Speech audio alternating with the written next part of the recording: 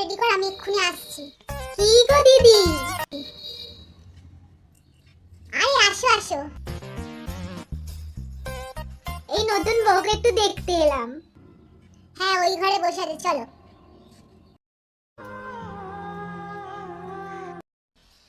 বৌমা, এনার হচ্ছে পাশের বাড়িতে থাকে, তোমার ছোট কাকি হবে। আমার পরেই বিয়ে হয়েছে, আমার থেকে ছোট হয়, আমার বাপের বাড়ি পাড়ার মেয়ে।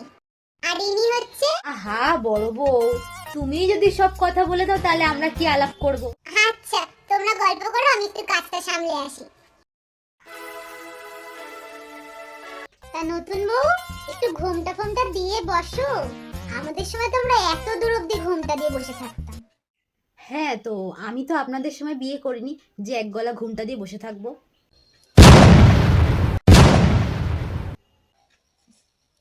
তা তোমার বাপের বাড়ি থেকে কি কি জিনিস পাঠালো দেখি? হ্যাঁ হ্যাঁ, দেখি দেখি। আমাকেই তো পাঠিয়ে দিয়েছে সারা জীবনের জন্য, আবার কি দেবে?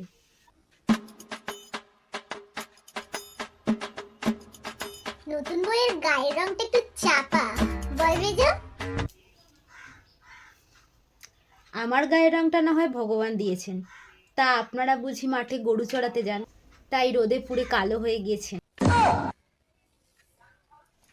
বাবা নতুন বউ, তোমার বাবা মাকে এইটুকুও শিখিয়ে পাঠায়নি যে বড়দের সাথে কিভাবে কথা বলতে হয়, কিভাবে সম্মান দিতে হয়? আমার বাড়ি থেকে শুধু বড়দের কেন, ছোটদের সাথেও কিভাবে ব্যবহার করতে হয়, ছোটদেরকে কিভাবে সম্মান করতে হয় সেগুলোও শিখিয়েছে।